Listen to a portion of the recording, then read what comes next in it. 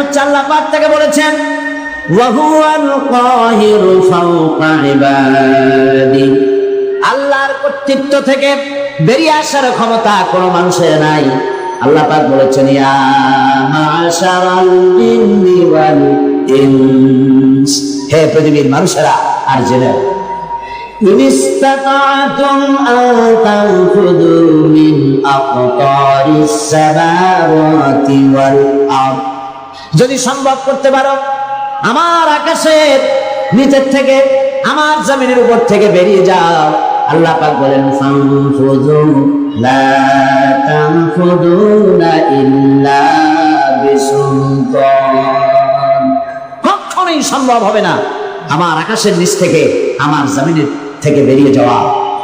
সুতরাং আমার কর্তৃত্ব থেকে বেরিয়ে যাওয়ার কোনো উপায় নাই, আমার কর্তৃত্বের মধ্যেই থাকতে হবে।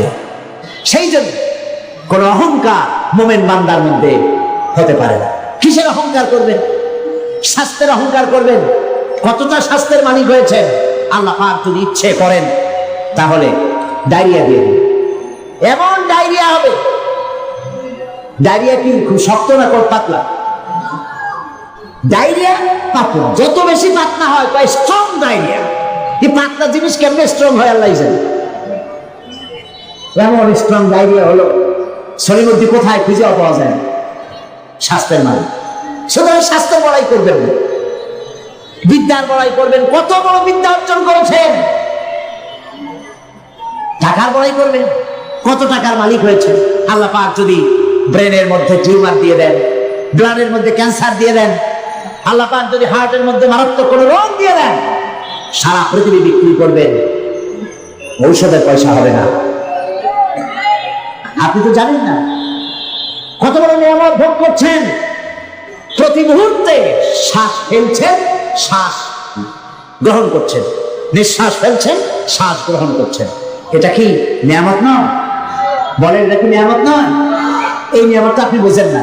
এই নিয়ামতটা বোঝার জন্য যার শ্বাসকষ্ট আছে, শ্বাসকষ্টের রোগী আছে না, বোঝেন তো? শ্বাসকষ্টের রোগীর কাছে গিয়ে জিজ্ঞেস করে সে বলতে পারবে একটা শ্বাসের দাম কত। সুবহানাল্লাহ বলবেন না? সুতরাং আল্লাহ পাকে এই নিয়ামত, অর্থের নিয়ামত দিয়েছেন আল্লাহ পাক। অর্থের বড়াই করো না, স্বাস্থ্যের বড়াই করো না, বিদ্যার বড়াই করো না, ক্ষমতার বড়াই করো না। এই ক্ষমতা দেওয়ার মালিক আল্লাহ, আর সিনায় নেওয়ার মালিকও আল্লাহ পাক। মানুষ বোঝে না, মানুষ বোঝে না, ক্ষমতায় পাগল হয়ে বসে এবং সিংহাসনের চতুর্দিকে স্ক্রু নাট দিয়ে টাইট দিতে থাকে যাতে কখনো এই চেয়ার ছাড়া না লাগে। চেয়ারের হাতল দুই হাত দিয়া ধরিয়া দুই পাও দিয়া পায়ের সাথে ব্যাট দিয়ে পেঁচাইয়া মজবুত হয়ে বসে থাকে, নড়বই না। কিন্তু থাকতে তো পারবে না। কি বলে? পণ্ডিত জওয়াহরলাল নেহরু পাগলা গারদ দেখতে গিয়েছিলেন। পাগলেরা দেখিয়া জামা কাপড় কেতা দুরস্ত সুপুরুষ, তাকে দেখে জিজ্ঞেস করছেন তুমি কে? তিনি বললেন আমি ভারতের প্রধানমন্ত্রী, আমার নাম পণ্ডিত জওয়াহরলাল নেহরু। পাগলেরা বলছে আমরাও যখন এখানে আসছিলাম এই তোমার মতো এরকমের লম্বা লম্বা কথা আমরাও বলতাম, থাকো কিছুদিন আমাদের সাথে, তোমার গরম মাথাও ঠান্ডা হয়ে যাবে। কাজী ক্ষমতায় যারা থাকে, ক্ষমতায় গিয়ে আল্লাহর ক্ষমতাকে ভুলে যায়, জনগণকে ধোঁকা দেয়। কিন্তু সময় যখন হয়, আল্লাহ যখন ছিনায় নেন ক্ষমতা, তখন রক্ষা করতে কেউ। এই জন্য মুমিন ব্যক্তির দ্বিতীয় নম্বরের শিক্ষা হচ্ছে মুমিনকে ঈমান বিল্লাহ, তাকে বিনয় এবং বিনম্র হওয়ার শিক্ষা প্রদান করে। ঈমান তাকে শিখায় ওয়ামা বিকুম বিনিমাতিন ফামিনাল্লাহ। আল্লাহ পাক বলেন যে নিয়ামতই তোমরা লাভ করেছো আল্লাহ পাকের পক্ষ থেকে, আল্লাহর নিকট থেকেই তা এসেছে। সুতরাং অহংকার করো না। আল্লাহ পাক নিষেধ করেছেন, কোরআনে কারীম বলছে ওয়ালা তামশি ফিল আরদি মারহান ইন্নাকা লান তাখরিকাল আরদা ওয়া লান তাবলুগাল জিবালা তুলা। আল্লাহ পাক বলেন অহংকার করে আমার জমিন উপরে হেঁটো না, অহংকার করে পদাঘাত করে আমার জমিনটাকে বিদীর্ণ করে দিতে পারবে না, আর অহংকার করে লাভ দিয়া আমার পাহাড়ের উচ্চতাও ছাড়াই যেতে পারবে না। পারবো? অহংকারের ঠেলায় সালামও দিতে চায় না। আছে কিনা এরকম মানুষ? সালামও দিতে চায় না। তুমি যে অহংকার করো, তুমি কি পারবে তোমার পাও দিয়া লাথি মেরে জমিনটারে ভাড়াই দিতে? তুমি কি পারবা লাভ দিয়া পাহাড়ের উচ্চতা ছাড়াই দিতে? তাহলে কেন অহংকার করো? বরং মুমিন বান্দার খাসলত হচ্ছে এই, কোরআন বলছে ওয়াইবাদুর রাহমানিল্লাযীনা ইয়ামশুনা আলাল আরদি হাওনা। দয়াময় আল্লাহর বিশিষ্ট বান্দা যারা, তারা দুনিয়ার বুকে বিনয়ের সাথে তারা চলাফেরা করে, অহংকারের সাথে তারা চলাফেরা করে না। এটা হলো ঈমানের শিক্ষা। এই শিক্ষা কি আমরা গ্রহণ করব? আল্লাহ যেন কবুল করেন, বলেন আমিন। আমরা কেউ যেন অহংকার না করি, কখনো না, কখনো যেন অহংকার আমাদের মধ্যে জায়গা না পায়। কে অহংকার, আত্মম্ভরিতা, কবিরা গুনাহ, এর থেকে আল্লাহ পাক আমাদেরকে রক্ষা করুন, বলি আমিন। হাদিসে কুদসিতে এসেছে, আল্লাহ পাক বলেছেন অহংকার, কিবর, এটা হচ্ছে আমার চাদর। যে ব্যক্তি কিবর করে, অহংকার করে, সেজন্য আমার চাদর নিয়ে টানাটানি করে। নাউজুবিল্লাহ, কত বড় গোস্তাখ, বেয়াদব, আল্লাহ চাদর নিয়ে টানাটানি করে। নাউজুবিল্লাহ। এটা হচ্ছে 2 নম্বরের শিক্ষা।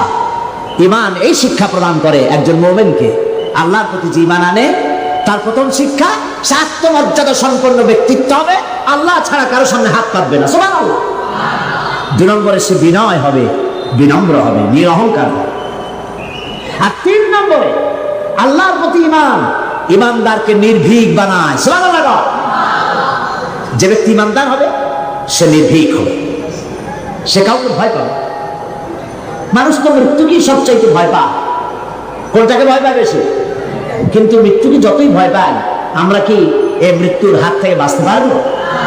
আল্লাহ রাব্বুল আলামিন বলেন কুল ইন্নাল মাউতাল্লাযী তাফিররুনা মিনহু ফাইন্নাহু মুলাকীকুম। মরণ থেকে পালাও তুমি, মরণ তোমায় লইবে ঘিরি, যদিও সুদূর আকাশ পানে লুকাও সেথায় লাগিয়েছে। হে মহারোগের ঔষধ নাই, হে মহারোগের চিকিৎসক নাই, নাই সে ঔষধ জগতে, খুঁজিয়া কাতর হইলে কি হবে, পারিবে না তারে ফিরাতে। আকাশে গিয়ে যদি সিঁড়ি লাগে, আকাশে গিয়েও যদি কেউ লুকায়, মৃত্যুর থেকে বাঁচার কোনো পথ নাই। মৃত্যু এক অবধারিত মহাসত্য, এ মৃত্যু হবেই। সুতরাং এই ক্ষণস্থায়ী জীবনকে কেন সেই অনন্ত জীবনের জন্য উৎসর্গ করে দিবেন?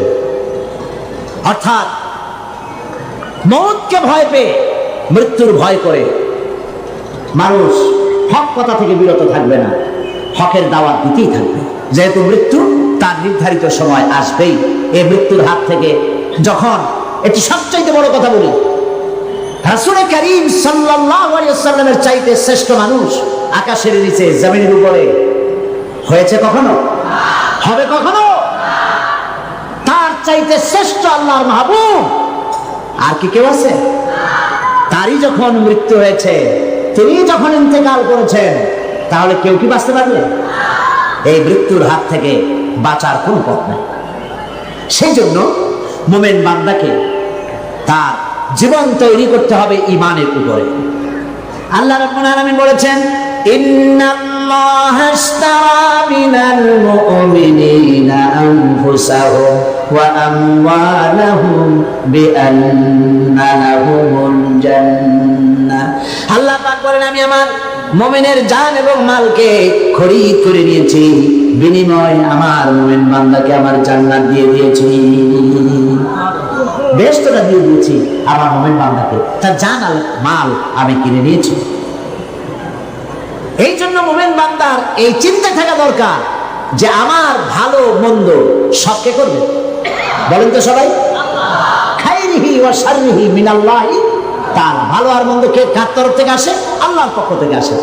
আপনারা বিশ্বাস করুন, কোন ব্যক্তি ফু দিয়ে আপনার জীবনকে আপনাকে সৌভাগ্যবান বানায় দেবে, অথবা কেউ ফু দিয়ে আপনার জীবনকে হতভাগ্য বানায় দেবে, এই বিশ্বাস কখনো করবেন না। আপনার ভালো আমার ভালো, আমার মন্দ আপনার মন্দ, আমাদের সকলের ভালো মন্দের একমাত্র মালিক ইমানের কথা। ইমান বিল্লাহ মানুষকে এই শিক্ষা দেয়, ওয়ামা হুম বিদাররিনা বিহি মিন আহাদিন ইল্লা বিইজনিল্লাহ। একথা সুস্পষ্ট যে আল্লাহ রাব্বুল আলামিনের অনুমতি ব্যতি রেখে আপনার ক্ষতি সাধন করার ক্ষমতা পৃথিবীর কারো নাই। যেটা হবার সেটা হবেই।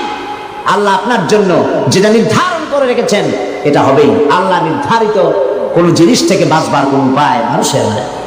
আর যখন মউত আসবে, ওয়ামা কানা লিনাফসিন আন তামুতা ইল্লা বিইজনিল্লাহি কিতাবাম মুআজ্জালা, কোন প্রাণী আল্লাহর অনুমতি ছাড়া মরতে পারবে না, যেহেতু তার সুস্পষ্ট কিতাবের মধ্যে লেখা রয়েছে নির্ধারিত সময় ছাড়া কোন জায়গায় কোন মাঠে কোন জায়গায় মানুষের মৃত্যু হবে কেউ জানে না, নির্ধারিত কিতাবের মধ্যে তা লিপিবদ্ধ রয়েছে। সুতরাং ঈমান মানুষকে এই শিক্ষা প্রদান করে, আল্লাহর প্রতি ঈমান, যে মৃত্যুর ভয় করে হক থেকে ফিরে থাকতে পারবেন না। ঈমান বিল্লাহ মানুষের মধ্যে আশার সৃষ্টি করে, ভরসার সৃষ্টি করে, সে কখনো হতাশ হয় না।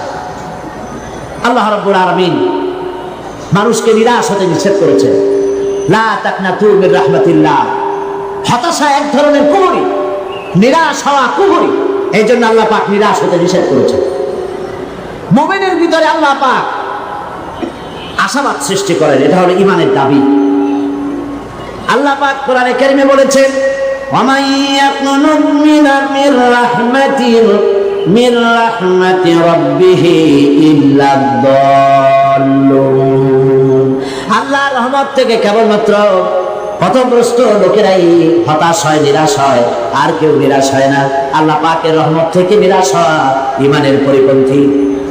এই জন্য ঈমানদার লোকেরা যখন রোগাক্রান্ত হয় তখন সে নিরাময় তার দিক থেকে ভেঙে পড়ে না, হতাশ হয় না, কারণ আল্লাহর প্রতি ঈমান তাকে বলে আল্লাযী খালাকানি ফাহুয়া ইয়াহদিন, তিনি আমাকে সৃষ্টি করেছেন আর তিনি আমাকে পথ প্রদর্শন করেছেন। ওয়াল্লাযী হুয়া ইউতঈমুনি ওয়া ইয়াসকিন, আর তিনি আমাকে আহার করান, তিনি আমাকে পান করান। ওয়া ইযা মারিদতু ফাহুয়া ইয়াশফিন, আর আমি যখন অসুস্থ হই তখন আমাকে রোগমুক্ত করে দেন আল্লাহ রাব্বুল আলামিন। অসুস্থ হলে আমাকে রোগমুক্ত কে করেন? আল্লাহ রাব্বুল আলামিন। হযরত আইয়ুব আলাইহিস সালাম 18 বছর পর্যন্ত রোগাক্রান্ত থাকলেন। আমাদের মধ্যে অনেক মানুষ রোগাক্রান্ত হয় না? আমাদের প্রত্যেকেরই রোগ ব্যাধি মাঝে মধ্যে হয় না, হয় না? অনেক মানুষ আছে অসুখ হলে বলে, এত নামাজ রোজা আমি করি আর রোগ আমার ছাড়া করি চলে যাবে, এত ভালো ভালো কাজ করি তারপরে আমার অসুখ হয়, আমার ছেলেমেয়ে মরে। এটা কেমন কথা? রোগ ব্যাধি এটাও আল্লাহর নিয়ামত, তন্দুরুস্তিও নিয়ামত, রোগ ব্যাধিও নিয়ামত। তবে আল্লাহর কাছে বলতে হবে, আল্লাহ রোগ ব্যাধির নিয়ামত তন্দুরুস্তির নিয়ামত দিয়ে বদলায় দাও, আমাকে তন্দুরুস্তি দান করে যাতে করে আমি ইবাদত করতে পারি। হযরত আইয়ুব আলাইহিস সালাম 18 বছর পর্যন্ত রোগ ভোগ করার মধ্যে যখন শরীরের ভিতরে পোকা জমে গেল, জিহ্বায় যখন পোকা শুরু হয়েছিল, তখন তিনি বলেছিলেন, রব্বুল আলামিন এতদিন কোনো কথা বলি নাই, এখন আমার জিহ্বায় পোকা ধরেছে, আয় আল্লাহ পাক তুমি দয়া করে আমার জিহ্বায় পোকা দিও না, কারণ আমার জিহ্বায় যদি পোকা হয়ে যায় তাহলে তুমি আল্লাহ তোমার জিকির আমি কি দিয়া করব? আল্লাহ পাকের কাছে বললেন, আন্নী মাসানি আদ-দুররু ওয়া আনতা আরহামুর রাহিমিন। আল্লাহ, আমি অসুস্থ হয়ে পড়েছি আর তুমি হচ্ছ পরম করুণাময় দাতা এবং দয়ালু, আমাকে রোগ মুক্ত করে দাও। এটা না বলে তিনি খুব কায়দা করে বললেন, যায় আল্লাহ আমি অসুস্থ আর তোমার নাম রহমান রহিম। আল্লাহ রাব্বুল আলামিন তার দোয়া কবুল করলেন, আল্লাহ পাক তাকে শুনিয়ে দিলেন। আল্লাহ পাক বলছেন, ফাকাশাফনা মা বিহি মিন দুররিন ওয়া আতাইনাহু আহলাহু পিনসারোল স্টুডিও চ্যানেলটিকে সাবস্ক্রাইব করে পাশে থাকবেন। ধন্যবাদ।